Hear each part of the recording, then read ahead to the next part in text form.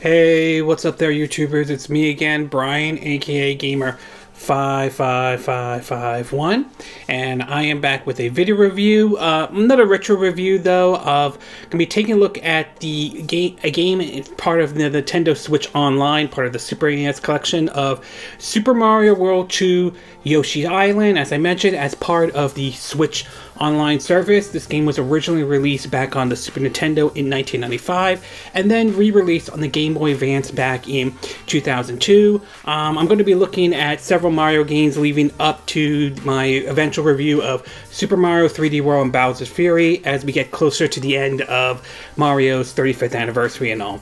And if you're interested in any gameplay footage of me playing Super Mario World 2 Yoshi's Island, I'll have a link down in the description down below, or you can click on the card that will appear up on this video though. In 1995, Nintendo released basically Super Mario World 2 Yoshi's Island, acting more, even though it was called Super Mario World 2, it was more like a prequel and all that stuff though. I remember getting that game, me and my brother getting that game for Hanukkah though, that along with Donkey Kong Country 2, Diddy's Kong Quest and all that stuff. And I also remember renting this game before getting it for Hanukkah and all that stuff. And it was an enjoyable, fun 2D game back in the day and all that stuff. It came out around the time that the Super Nintendo was on its way out, and we were getting close to the eventual release of the Nintendo 64, which would be released in 1996. At the time, it was referred to as Project Dreams to Ultra 64 and so forth and all that stuff.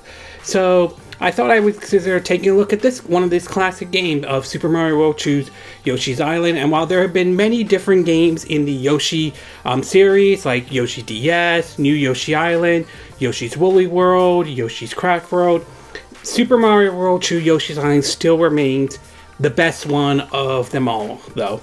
So why don't we get started with the pros and cons, and we'll start off first with the pros. And the first one has to do with the gameplay, and this is just pure classic 2D gameplay though, that you remember back in the days of the NES and Super NES though. A couple mechanics are a little bit different though. Instead of it being Mario, you play as Yoshi though, and you basically can eat enemies and turn them into eggs.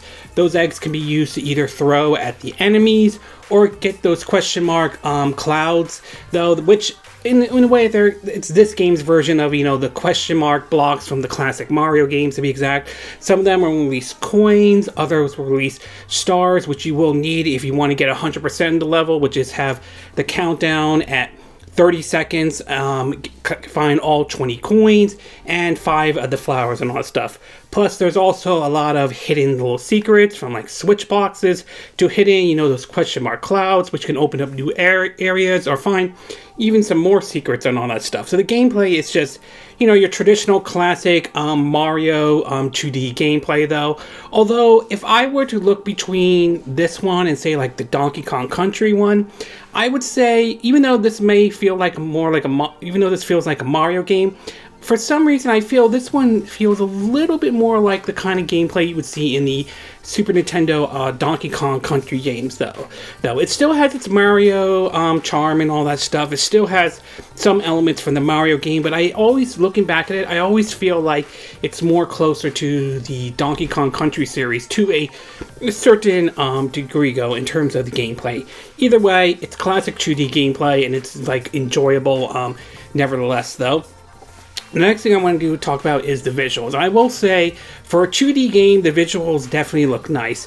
The visuals so far visual of the game aims towards more like a kids drawing like visuals. You see like cartoon drawings of like ranging from the clouds to like the background and all that stuff. So it feels like a kid's coloring book to a certain degree though. And it also has a little bit of a 3D effect, mostly used for what is often referred to as the Super FX chip. This is the same chip that was used in like the first Star Fox game when that was released back on the Super Nintendo though. And there's some effects of it though, ranging from some of the levels, like some of the rotating blocks to some of the characters designs and all that stuff, or some of the lavas and all that. So there is a little bit of 3D effect into it, but it's a purely 2D game and all that stuff. But nevertheless, the visual drawing of the game looks really, really good. I love that art style that they added to this game. It adds a little bit of a charm to it, though. Not to mention, it reinforces the argument that gameplay and that art style is more important, that a game doesn't have to have the most like graphical bells and whistles. You could get away with it if it has a solid like art style and all that stuff.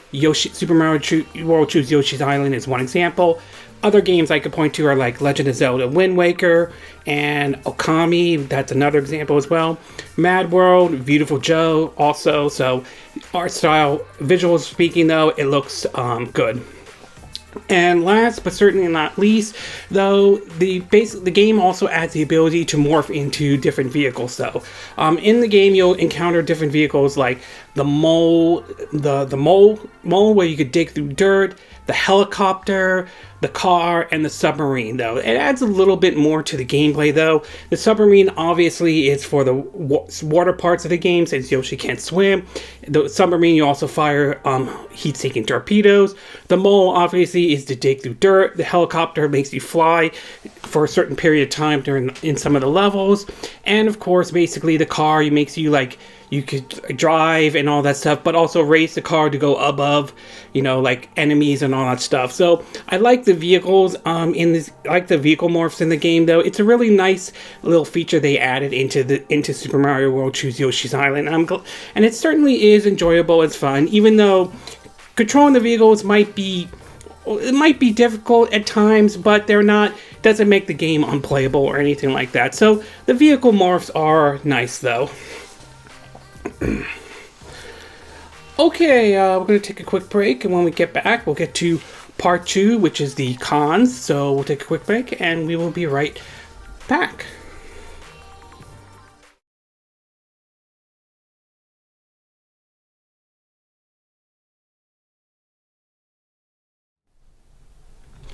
Okay, and we are back with part 2 of our video review or retro review of Super Mario World 2's Yoshi Island for the Nintendo Switch. As part of Nintendo Switch's online service, as I mentioned before, the game was originally released and came out back in 1995 for the Super Nintendo, and in 2002 for the Game Boy Advance. So now that I gave you the pros, why don't we get started with the cons? And there are really only 2 cons I could think of, though, from a classic game like this, though. And I do want to start off with the whole vehicle morphs, though. Now, as I mentioned before, the vehicle morphs are nice and everything like that, and I'm still stand behind that, though. I like the idea you could do some of the certain vehicles like helicopter, submarine, the mole, or like the mole or the car and all that stuff. The one downside with this feature, however, is that the helicopter is the one that you tend to see the most, as you really don't see any of the other. The car is really only used on one level, and that's, I think, in World 2 before you face the main boss of World 2 and all. The submarine one, couple levels here and there, though. But for the most part, it's the helicopter that is used the most compared to the rest. Again, it's not a huge con or anything like that, but I would have liked to see other levels use some of the other vehicles as well, though. It's just a little disappointing. It's only the helicopter one that tends to be used the most compared to the submarine.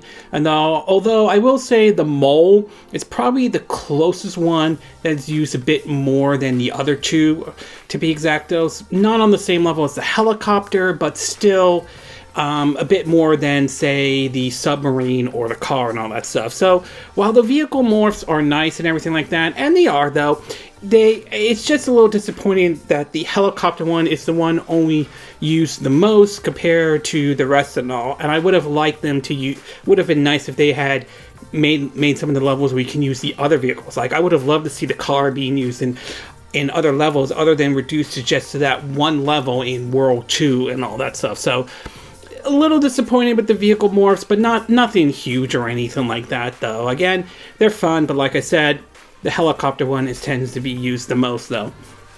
And last but not least is, of course, Baby Mario. And this is the one that's often referred to a lot. A lot of people tend to point out that he gets annoying sometime, which is technically true, especially when you get hit and then Baby Mario floats around and all that stuff.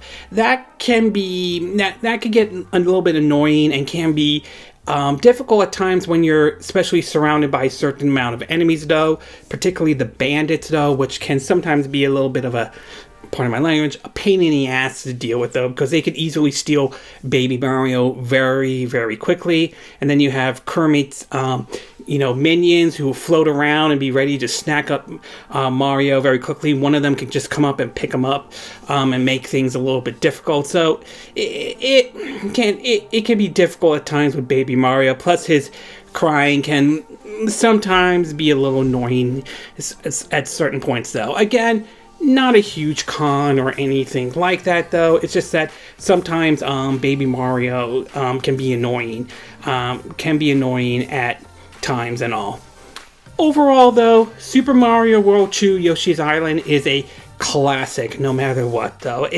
Was an enjoyable game when I played it back in 1995 on the Super Nintendo. It was still enjoyable when I played it on the Game Boy Advance in 2002, although the visuals on the Super NES was somewhat better than the visuals on the Game Boy Advance. Not that the Game Boy Advance visuals were terrible, but there were certain things the Super NES did that the Game Boy Advance unfortunately couldn't do or anything like that. But anyway, it's still a classic game no matter what. The classic 2D gameplay is still there and it's still enjoyable after all these years. The visuals, I like the kid drawing design that they added to the level. It adds a little bit of charm to it with some 3D effects here and there. And the vehicle morphs are definitely nice and they're enjoyable to play, even though sometimes there could be a bit of a learning curve here and there, though.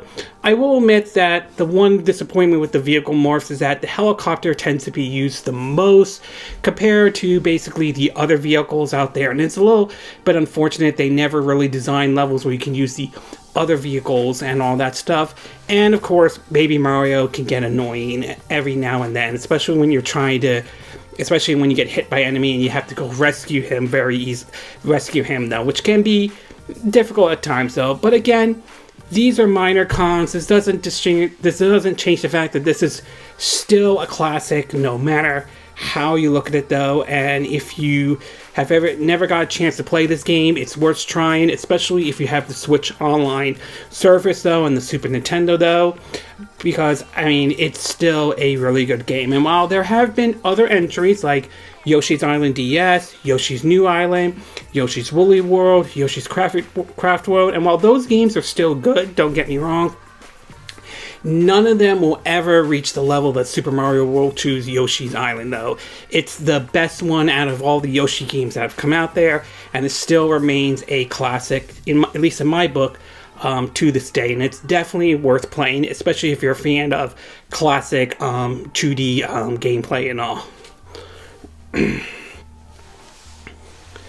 Okay, this concludes my retro review or video review of Super Mario World 2 Yoshi's Island on the Nintendo Switch. Like I mentioned, it's part of Switch's online service.